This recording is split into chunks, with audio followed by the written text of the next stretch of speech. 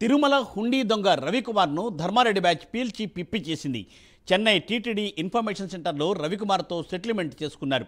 చెన్నైలోని పాండీ బజార్లో ఖరీదైన 2 కమర్షియల్ బిల్డింగులు, ఒక ఇంటిని బినామీ పేర్లతో ధర్మారెడ్డి బ్యాచ్ రిజిస్ట్రేషన్ చేసుకుంది. రిజిస్ట్రేషన్ ఖర్చులను ఒక వ్యక్తికి టెండర్ పెట్టారు. రవికుమార్ దొంగతనం చేసి సీసీ ఫుటేజ్ మేనేజ్ చేసేందుకు ఓ విజిలెన్స్ ఇన్స్పెక్టర్కు రవికుమార్ భారీగా డబ్బును ముట్టచెప్పారు. రవికుమార్ ఇచ్చిన డబ్బుతో విజిలెన్స్ ఇన్స్పెక్టర్ ఆళ్లగడ్డలో భూములు కొన్నాడు. అంతేకాకుండా అప్పటి తిరుమల పోలీసులకు పెద్ద మొత్తంలో డబ్బులు ఇచ్చారు రవికుమార్.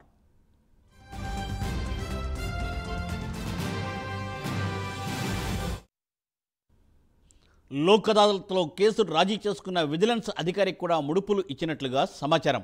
దీంతో రవికుమార్ను విచారించేందుకు స్టేట్ విజిలెన్స్ అధికారులు సంసిద్ధమయ్యారు. మొత్తానికి రవికుమార్ విచారణలో వాస్తవాలు బయటపడుతున్నాయి. దీంతో రవికుమార్ను నోరు తెరవద్దంటూ ధర్మారెడ్డి బ్యాచ్ బెదిరింపులకు పాల్పడుతున్నట్లుగా సమాచారం.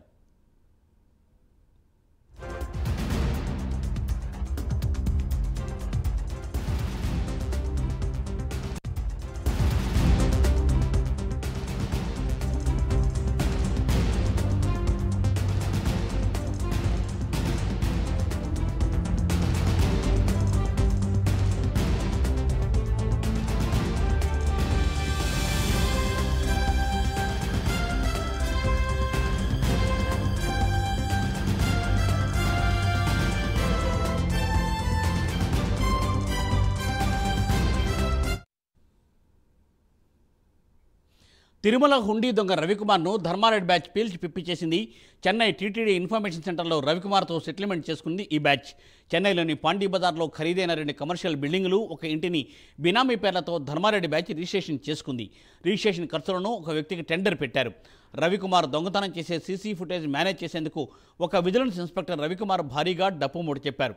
అలాగే విజిలెన్స్ ఇన్స్పెక్టర్ తదితర అధికారులకు కూడా రవికుమార్ పెద్ద మొత్తంలో డబ్బు ఇచ్చినట్టు తెలియవస్తోంది. దీనిపై లోక్ అదాలత్లో కేసు రాజీ చేసుకున్న విజిలెన్స్ అధికారికి కూడా ముడుపులు ఇచ్చినట్లుగా సమాచారం అందుతోంది. దీనిపై మరింత సమాచారాన్ని మా అసోసియేట్ ఎడిటర్ రాజు లైవ్ ద్వారా అందిస్తారు. రాజు. రైట్ మూర్తి, మొత్తం మీద తిరుమల తిరుపతి దేవస్థానానికి సంబంధించి హుండీలో దాదాపు 100 కోట్లకు పైగా కాజేసినటువంటి దొంగ రవికుమార్ తోటి దొంగల ఊళ్ళు పంచుకున్నట్టు టీటీడీకి చెందినటువంటి ధర్మారెడ్డి బ్యాచ్ ఆయన్ని పీల్చి బిప్పి చేసినటువంటి పరిస్థితి. రవికుమార్ హుండీలో దొంగతనం చేసి ఆ డబ్బుతోటి ఖరీదైనటువంటి ఆస్తులను కొనుగోలు చేస్తే ఆ ఆస్తులను దోపిడీ దొంగలుగా మారినటువంటి ధర్మారెడ్డి బ్యాచ్కి చెందినటువంటి అందరూ కూడా వాటాలు వేసుకుని పంచుకున్నటువంటి పరిస్థితి కనిపిస్తోంది.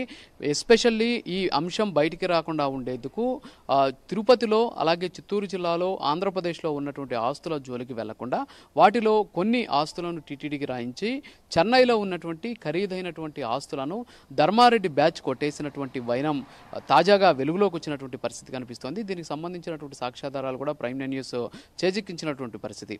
ఎస్పెషల్లీ చెన్నైలో ఉన్నటువంటి పాండీ బజార్లో రవికుమార్కి, అలాగే ఆయన భార్య పేరుతోటి, అలాగే వాళ్ళ కుటుంబ సభ్యులకి ఉన్నటువంటి 2 కమర్షియల్ బిల్డింగులు, ఒక ఇంటికి సంబంధించి ఈ 3 ఆస్తులను కూడా కొన్ని కోట్ల విలువైనటువంటి ఈ ఆస్తులను ధర్మారెడ్డి బ్యాచ్ బెదిరించి వాళ్ళ పేరు మీదకి రాయించుకున్నటువంటి పరిస్థితి. ఇదంతా కూడా చెన్నైలో ఉన్నటువంటి టీటీడీ ఇన్ఫర్మేషన్ సెంటర్లో ఉన్నటువంటి అక్కడ ఉన్నటువంటి డిప్యూటీ ఈఓ ఛాంబర్లో ఈ సెటిల్మెంట్ జరిగింది. ఏకంగా రిజిస్ట్రేషన్ శాఖకు సంబంధించిన అధికారులను అక్కడికి రప్పించి రిజిస్ట్రేషన్కి అయ్యేటటువంటి దాదాపు రిజిస్ట్రేషన్కే ₹1,00,00,000 ఖర్చు అవుతూ ఉంటే చెన్నైకి చెందినటువంటి ఒక ప్రముఖ పారిశ్రామికవేత్తను అక్కడికి రప్పించి ఆయన బెదిరించి ఆ ₹1,00,00,000 కూడా ఆయనతోనే కట్టించి ఆ ఆస్తులను తమ పేరు మీద రాయించుకున్నట్టు తాజాగా సమాచారం అందుతున్నటువంటి పరిస్థితి. దీని మీద విజిలెన్స్ కూడా ఇప్పటికే సాక్ష్యాధారాలు సేకరిస్తూ ఉన్నటువంటి సిచ్యువేషన్ కనిపిస్తోంది. ధర్మారెడ్డి బ్యాచ్ చేసినటువంటి అరాచకాలతోటి దాదాపుగా రవికుమార్ బక్కచిక్కిపోయాడు. ఆయన సంపాదించినటువంటి హుండీ ఆదాయాన్ని కొల్లగొట్టి సంపాదించినటువంటి ఆస్తులన్నింటినీ కూడా ధర్మారెడ్డి బ్యాచ్ కాజేసినటువంటి పరిస్థితి.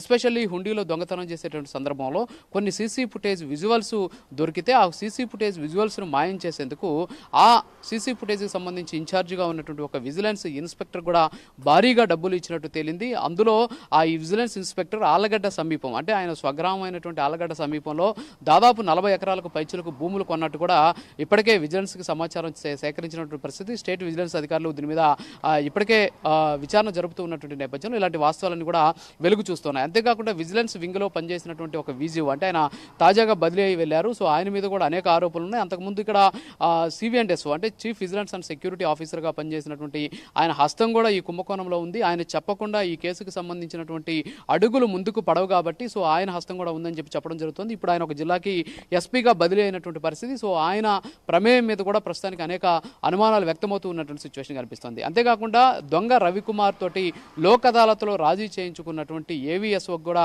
భారీగా డబ్బులు ముట్టజెప్పారనేసి కూడా ఇక్కడ మనకు స్పష్టంగా సమాచారం అందుతూ ఉన్నటువంటి పరిస్థితి. సో ఈ విధంగా దొంగలంతా కలిసి రవికుమార్ దొంగతనం చేసినటువంటి డబ్బును వీళ్ళు దొంగలు పంచుకున్నట్టు మొత్తం కూడా వాళ్ళు పంచుకొని ఈ అక్రమాలను జూలై 2023లో ప్రైమ్ నైన్ న్యూస్ వెలుగులోకి తీసుకొచ్చి సమయంలో లైవ్లో ఉన్నటువంటి ప్రైమ్ నైన్ ప్రతినిధి అయినటువంటి నాతో పాటు కెమెరామెన్ కూడా అరెస్ట్ చేసి ప్రైమ్ మీడియా ముసుగులో దొంగలంటూ ప్రచారం చేసి అన్నటువంటి పరిస్థితి. సో దొంగలంతా కూడా ఏకమై ఆయన ఆస్తులు దోచుకున్నారు.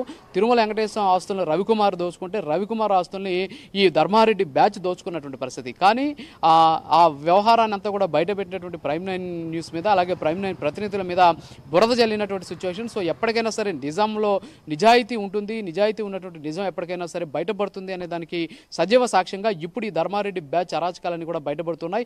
అప్పట్లో ఏదైతే ప్రైమ్ నైన్ న్యూస్ ప్రతినిధులను బెదిరించి బ్లాక్మెయిల్ చేసి అరెస్ట్ చేసినటువంటి పోలీసులు ఉన్నారో వాళ్ళకి కూడా కోట్ల రూపాయలు అంటే దాదాపు 3 నుంచి 5 కోట్ల రూపాయలు ఆ పోలీసులు కూడా ముట్టజెప్పినట్టు సమాచారం అందుతుంది. ఇవన్నీ కూడా విజిలెన్స్ విచారణ జరుగుతూ ఉన్నటువంటి నేపథ్యంలో రవికుమార్ను విచారిస్తే కానీ వాస్తవాలు వెలుగు చూడవని చెప్పేసి గుర్తించినటువంటి స్టేట్ విజిలెన్స్ ప్రస్తుతానికి రవికుమార్ను విచారించేందుకు సమాయత్తం అవుతూ ఉండడంతో ఇప్పుడు ఆ విజిలెన్స్ విచారణలో వాస్తవాలు ఎక్కడ రవికుమార్ బయటపెడతాడని చెప్పేసి రవికుమార్ మీద కూడా బెదిరింపులకు పాల్పడుతున్నారు. మరో విషయం ఏంటంటే ఇక్కడ పోలీసులు టీటీడీ ఏ విధంగా వాళ్ళ దగ్గర నుంచి దోచుకునింది అనేది రవికుమార్ కూతురు ప్రైమ్ నైన్ న్యూస్తో మాట్లాడినటువంటి సంభాషణలు కూడా మనం త్వరలోనే వెలుగులోకి తీసుకురాబోతున్నాం. సో మొత్తానికి ధర్మారెడ్డి బ్యాచ్ అరాచకాలు చివరికి తిరుమల హుండీ దొంగను కూడా వదలనటువంటి పరిస్థితి. దొంగలు ఊళ్ళు పంచుకున్నట్టు ఇష్టానుసారం టీటీడీ సొమ్మును దిగమింగి ప్రైమ్ నైన్ న్యూస్ ప్రతినిధుల మీద దొంగలు అనేసి ముద్ర వేసినటువంటి వీళ్ళ మీద కఠిన చర్యలు తీసుకోవాలనేటువంటి ఆందోళన కూడా వ్యక్తమవుతుంది. కొన్ని ప్రజా సంఘాలు అలాగే ఆధ్యాత్మిక సంఘాలు ఈ కేసును రీఓపెన్ చేసి బాధ్యుల మీద చర్యలు తీసుకోవాలని చెప్పేసి ప్రైవేటు కేసులు దాఖలు చేసేందుకు కూడా సిద్ధమవుతూ ఉన్నటువంటి పరిస్థితి కనిపిస్తోంది. Murthy, thank you Raju, thanks for updates.